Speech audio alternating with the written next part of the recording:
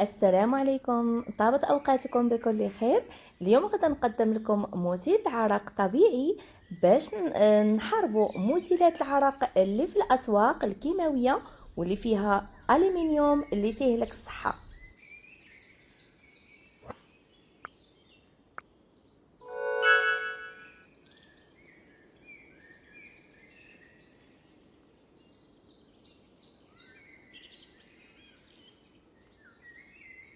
عندنا 30 غرام شمع النحل مزيل طبيعي وفي نفس الوقت طير الطبل الإبط وتبيضه.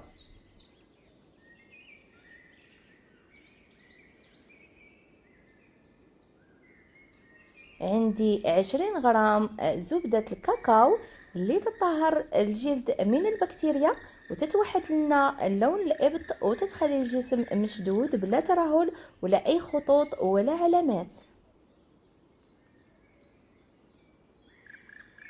20 غرام زبدة شيا مهدئة ومضادة للالتهاب وتترطب بعمق وتتنعم وتتشد البشرة وتتغذيها وتتفتحها من البقع الداكنة، يعني تتبيض الإبط. 50 غرام زيت جوز الهند بديل رائع وطبيعي لمزيل العرق لأنه غني بحمض اللوريك، تزيل أيضا الإسمرار وكذلك مزيل لرائحة الكريهة اللي تتكون في إفرازات العرق. 50 مليلتر زيت اللوز اللي ترجع لون الجلد الداكن للون الطبيعي ديالو، يعني تيبيض وعنده قدرة فعالة على الترطيب. وهنا تندوب في حمام مريم أو على نار مهيلة.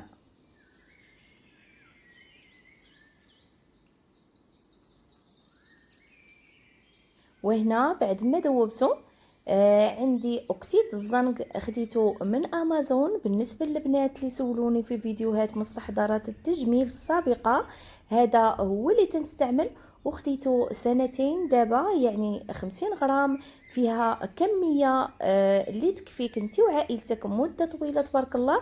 عملت 3 ملاعق اكسيد الزنق فعال في تقليل رائحة الإبط لأنه تيقلل وتيقتل البكتيريا، وتيساعد أكسيد الزنق أيضا على تفتيح البقع الداكنة على البشرة.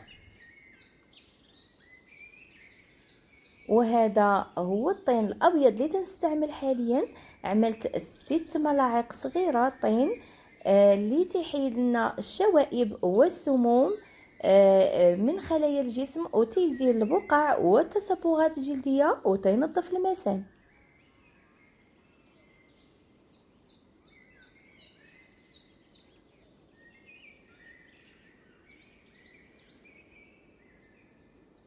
وهنا 5 قطرات فيتامين او اللي تساعد على تفتيح الندوب والبقع الداكنة على البشرة.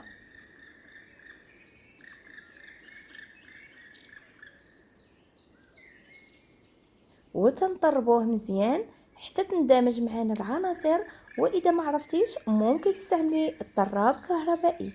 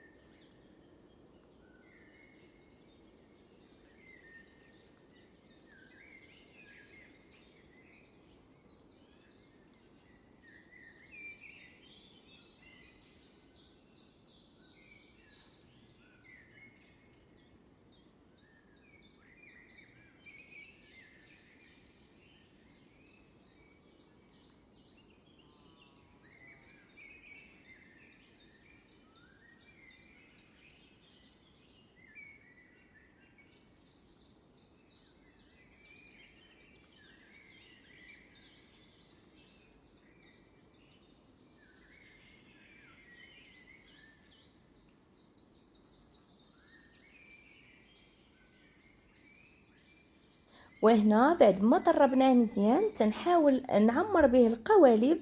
ضروري البنات تبتعدوا على مزيلات العرق الموجودة في الأسواق اللي كلها كيماويات وتتأثر لنا على الذات، خصوصا فيها كمية كبيرة من الألمنيوم تدخل الجسم وتتسمم الأعصاب وتتمرض بالزهايمر وسرطان.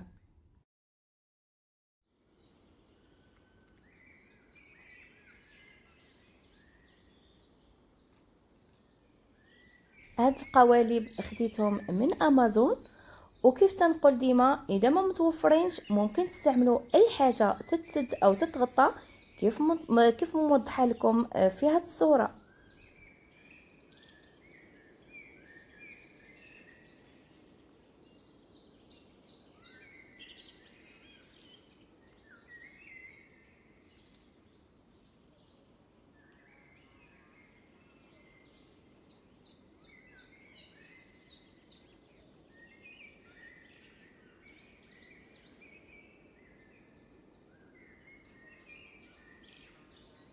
وهذا هو المزيل العرق تاعنا اللي مكوناته الغنية بالمعادن وأيضا مقشر طبيعي تيزيل الشوائب والسموم ويمتص الزيت الزائد وينظف المسام وتيبيض.